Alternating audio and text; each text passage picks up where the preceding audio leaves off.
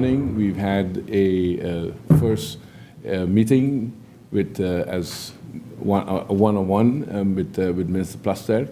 Thereafter, we had in here a meeting with the entire Council of Ministers, where Minister Plasterk had the opportunity to meet and talk with the entire Council of Ministers. And then this afternoon, we had a second round of talks with the Minister of Justice, the Minister of Finance, and myself, and the Minister Plasterk and his delegation. I would like to give the floor to Minister Plasterk to make his introduction talks and remarks.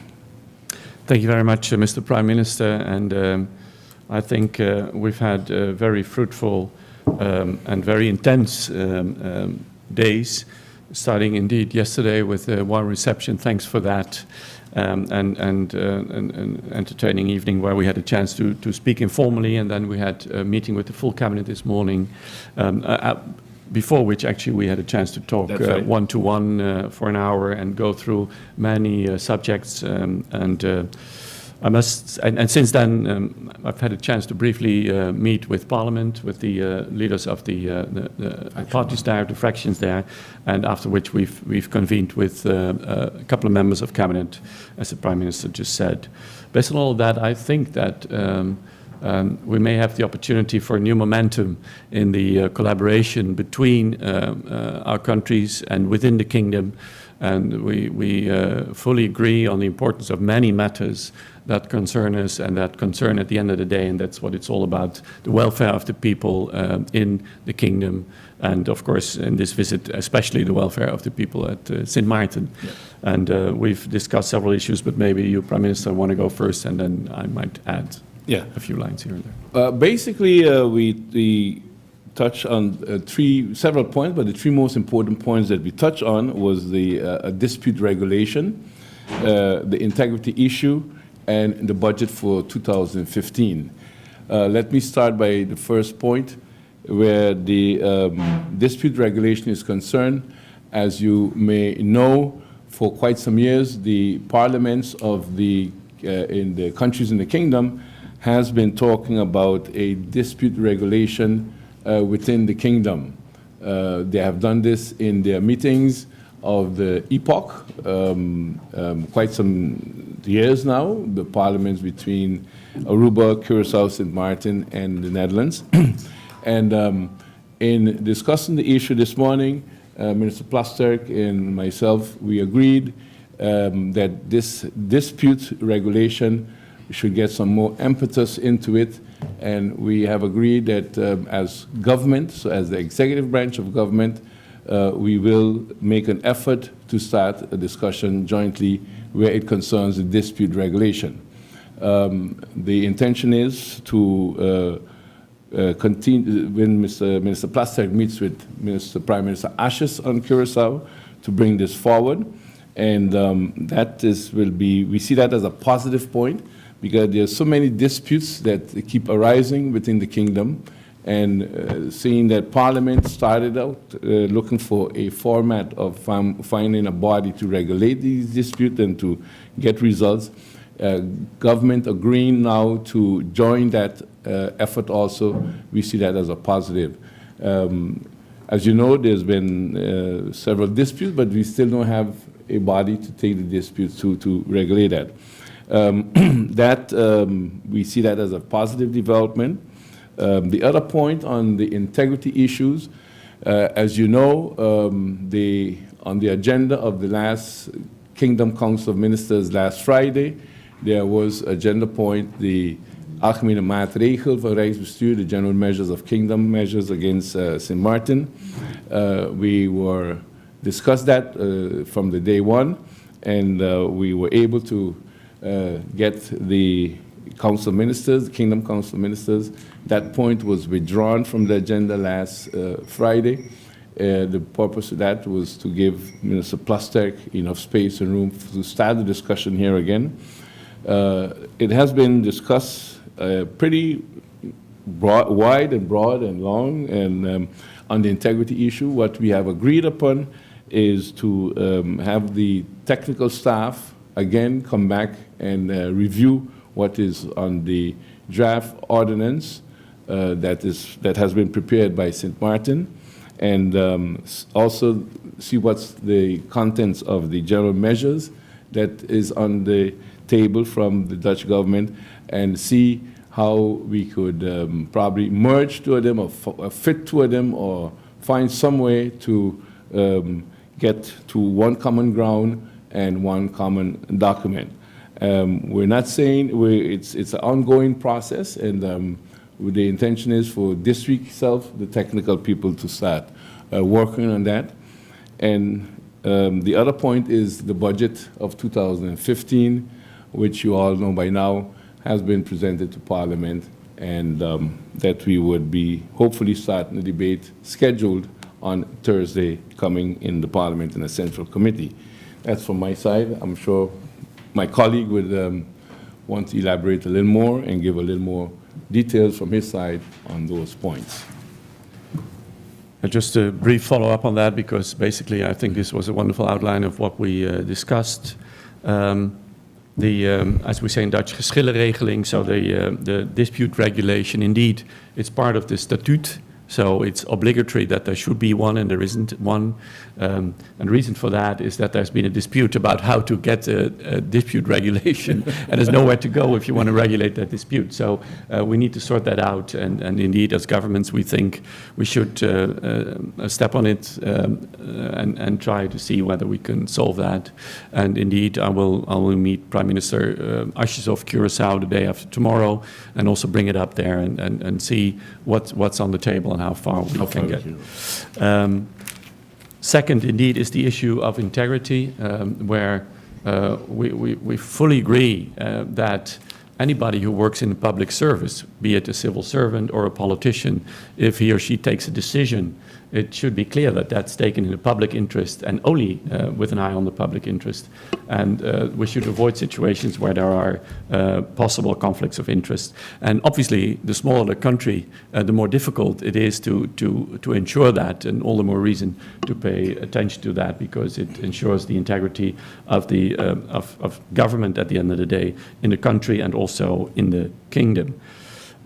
So we're working on as the Prime Minister said, seeing whether we could find a solution that's mutually acceptable, and this will continue even this week. May I add that integrity is one issue. Another issue we've discussed at length is international crime, which also is a big concern to us all, and that with the Ministers of Justice last week, and I was a guest there at their meeting, so I was able to sit in on that session, agreed to try and before March 1st come up with a plan to tackle that in a complete justice chain and covering the complete kingdom. And that's an important area of collaboration. And finally, financial matters. The Minister of Finance, Hassink, has pointed out that the budget is now at Parliament. I had a chance to be at Parliament this afternoon and understood that indeed the Parliament wants to discuss this very seriously and as soon as possible, which is good. In addition to that, Minister Hassink has emphasized that he would like to collaborate with the Netherlands on several issues that involve expertise in finance and in taxes, and we will take that back and see how we could shape such a collaboration. In conclusion, I think it's been very fruitful, and I'm looking forward to a long collaboration with my colleague, Prime Minister Gumbs, in the years to come to ensure we reach the best results for the people in the kingdom. I think that is mutual. That goes from our side also, and that we express to Minister Plasterk and to Prime Minister Rutte from the first day we were sworn in, where we are willing to work towards a better relationship within the kingdom.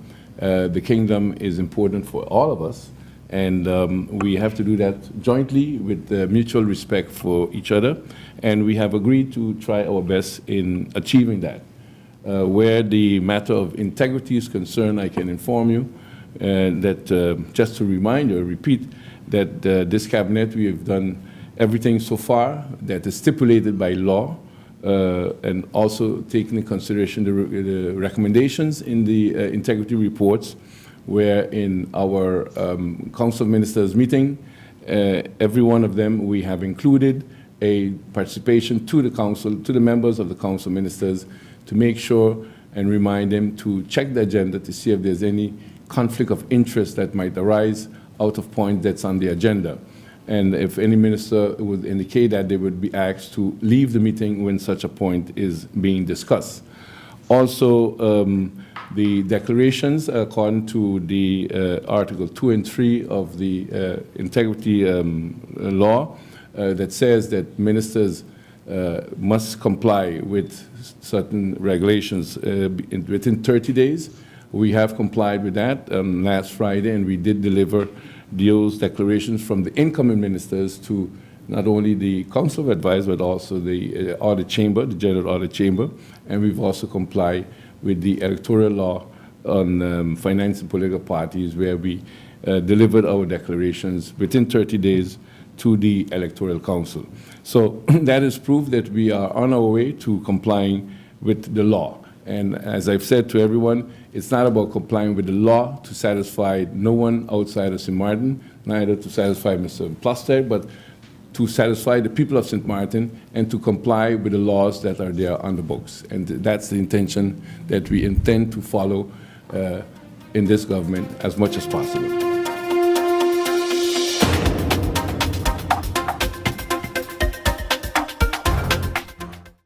It's that time again where we pay our motor vehicle tax and get our new license plate for the year. The following is the official price list, which includes the price of the license plate. For drivers with license plate designation M and P, you pay $287.50 for gasoline-type vehicles and $762.50 for diesel-type vehicles. For drivers of license plate designation SXM, MR, PAR, and L, you pay $287.50 for gasoline-type vehicles and $762.50 for diesel-type vehicles. For drivers with license plate designation Taxi, you pay $287.50 for gasoline-type vehicles and $562.50 for diesel-type vehicles. For drivers with license plate designation R, you pay $312.50 for gasoline-type vehicles and $762.50 for diesel-type vehicles. For drivers with license plate designation Bus, G and T, 35 passengers or less, you pay $287.50 for gasoline-type vehicles and $562.50 for diesel-type vehicles. For drivers with license plate designation Bus, G and T, 35 passengers or more, you pay $1,262.50 for both gasoline and diesel-type vehicles. For drivers of license plate designation V, with a weight less than 3,500 kilograms, you pay $287.50 for gasoline-type vehicles and $762.50 for diesel-type vehicles. For drivers with license plate designation V, with a weight more than 3,500 kilograms, you pay $1,262.50 for both diesel and gasoline-type vehicles. For drivers with license plate designation Z, with a weight more than 3,500 kilograms, you pay $1,262.50 for both gasoline and diesel-type vehicles. For drivers with license plate designation for motorbikes MF, you pay $207.50. For drivers with license plate designation for mopeds MF, you pay $57.50. That was the official price list, which includes the price of the license plate for 2015. Please be reminded that the deadline for paying your motor vehicle tax for 2015 is Saturday, February 28th, 2015. Don't be late. Pay for your plate. This public service announcement was brought to you by the Department of Communication and the Tax Administration Receiver's Office.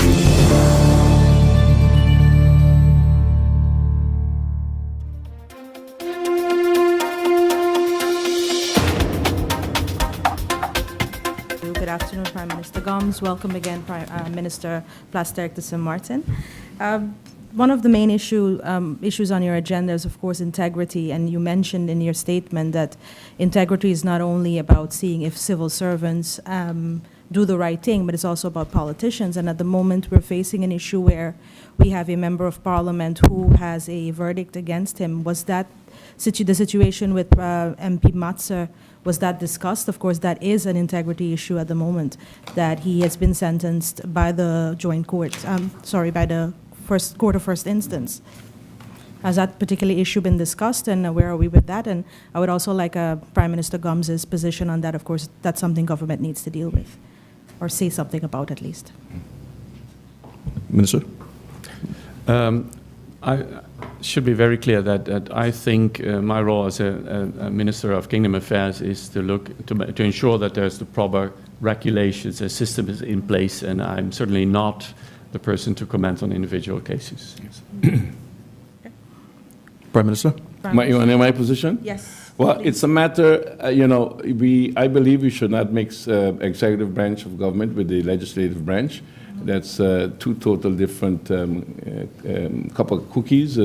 However, I know that it was discussed in the circles of the Parliament, and I would assume and I would encourage Parliament and all the members in Parliament to take a serious look at that and to take whatever necessary decision that has to be taken to really show what is best for the image of the Parliament and for the image of the country.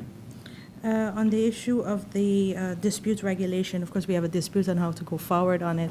What are some of the ideas on moving forward? Of course, I'm sure you would have shared some of your ideas, Mr. Gumbs, about this. I mean, how to get parties to work together.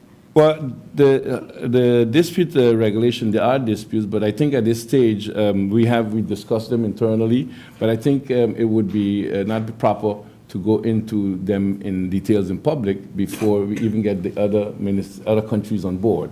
I think the fact alone that here in St. Martin, two governments or representatives of two governments within the kingdom conclude that we should go out and fight for that and try to get the other countries on board. I think that's already quite an achievement where the dispute regulation is concerned. But to go into the details, I don't think we should do that at the moment, showing respect to the other countries that has to, first of all, get the idea and get on board with it. Thank you. Minister Plasterk, of course, St. Martin has been a country now for 4 years. We're actually in our 5th year, and you've been with us, been through the process for most of that time. What is your impression about how the country has grown, especially from the government administration, which, of course, we really needed to build up several parts of? Well, I think a lot has happened in the recent years, and just maybe it's illustrating to see that in our introduction we didn't talk about finance an awful lot, while a few years ago that was really a major issue, and so I really admire the way Minister Hassink has been dealing and is still dealing with this very difficult issue, and I would give him all the support we can, and. So this is just one case where I think we can clearly see much progress, and there's a lot to do, and we'll do that together. Thank you. Yeah. Thank you very much for your questions. Alida Hilbert Haar, you have the floor. Thank you. Minister Plasterk, good afternoon. A question about the plan to establish a supervisor integrity for St. Martin. What is the status of that initiative? Well, as the Prime Minister said, we have proposals on the table from both the Rijksministerraad and from the government of St. Martin, which means that it's taken seriously from all sides, and we're in the process of comparing them, looking into them, and trying to find common ground. As you know, I came here to try and reach a consensus on the algemene maatregel van bestuur, as it is called, and which is quite a swinging issue, and we're in the progress of debating that, discussing that. Is there any time frame when this should be established? Well, we think we want to do that and also get over that issue as soon as possible, which is the reason why a video conference has been planned for later on this week, in which the technical specialists, the lawyers, the legal people can address some of the issues. And then, of course, it gets back on our table as politicians, and we'll see what we can do. Well, second question in the same vein is the initiative to establish a white-collar crime unit at the prosecutor's office. Has that been formalized yet? How many people are they going to get there? Well, that's the part that I contributed to, that I conferred to when I mentioned that we were talking about crime in a bigger, on a bigger scale and in a bigger picture, where the ministers of justice, but of course with help from Prime Minister, and I'll also join him in thinking about that, plan to come up with the first proposal before March 1, before the 1st of March. Oh, that's part of that, Yes. that plan. Okay, thank you. Thank you very much, Hilbert, for your questions. Baby Shaw, you have the floor. Thank you, Cedric. Happy New Year, ministers and Ms. Prime Minister Gumbs. Based on your statements that you made with regards to the draft integrity measures, you said that the technical staff would have to review these documents. Should I take it to mean that the Kingdom is not fully in agreement with the draft that we currently have on the table? St. Martin's draft? It's not about they're not fully in agreement, that there are certain things that probably they would like to see written differently, and certain things maybe we would like to see written differently now that, we have had time to review our own stuff.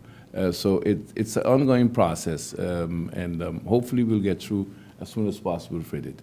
But we are looking at both proposals and trying to find a way to reach consensus on both of them, put them together. Minister Plasterk, based on the discussions, because we're on the agenda to have higher supervision here imposed on St. Martin, but it was taken off to give you an opportunity to discuss. Based on the discussion you have had thus far, are you satisfied that you are going to be able to convince the Kingdom Council to give St. Martin and the Kingdom the opportunity to merge these documents and to make sure that proper documentation and proper regulations are in place so that St. Martin can upgrade its integrity? Well, I don't have a glass ball, so I cannot predict how the discussions will end up that we're having. All I can say is that I've experienced that we're addressing them very seriously, and the intention is certainly to continue along that line. And I hope that we will reach a consensus, but we'll have to work on that. My second question on that very same issue, we are not out of the woods when it comes to higher supervision for St. Martin. Well, the things are, the proposals are on the table, and we're discussing them very openly and in a positive mood, and that's I think that by itself is good. Nice, positive. And so we'll take it from there. On my third question, the dispute regulation, when the first Kingdom decree was issued on St. Martin put up a real fight against it because, of course, they're saying there's no regulation or no committee or nowhere that St. Martin can go to complain.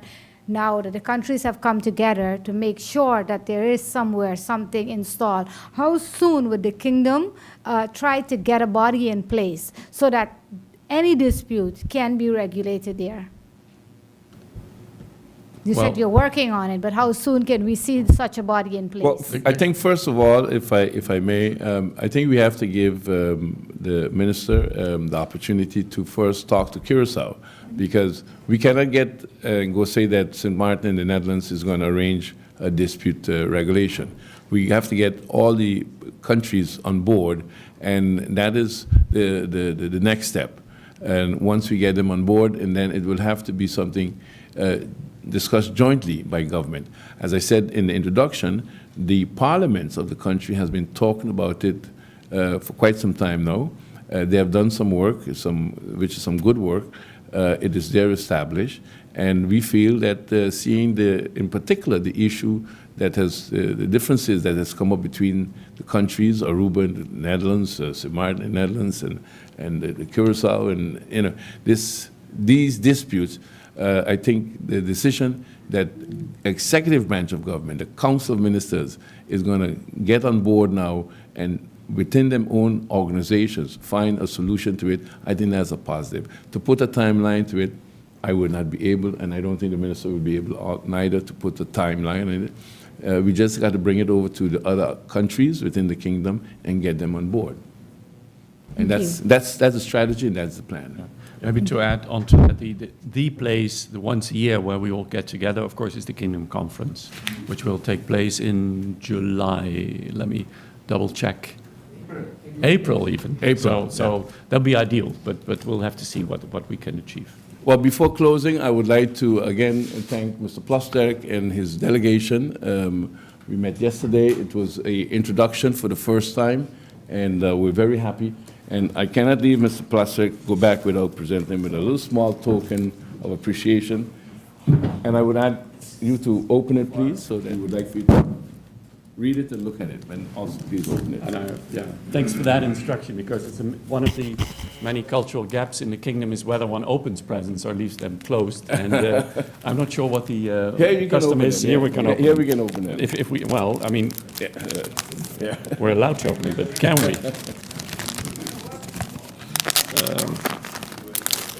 Yep. The Diary of a St. Martin Salt Checker. Oh, that's very interesting. I'm looking forward to reading Well, that. to show you our serious significance of the kingdom, we've had this, we saw this out, and it's the Diary of the St. Martin Salt Picker. It's written, it's a book about St. Martin, the salt pickers. It's written by Will Johnson, who's from Sabre, and it's based on the 1927 diary of Mr. Albert Boncamper. And the foreword is by our own governor, Dr. Hans Eugene. So great. it's a combination. It's Sabre, St. Martin, and we want you to have it as a remembrance of your visit, and that it may find a proper place, a good example of the kingdom working together. Thank you very much for that. Okay. And thanks for receiving us, and I think we have a wonderful conference. Thank you.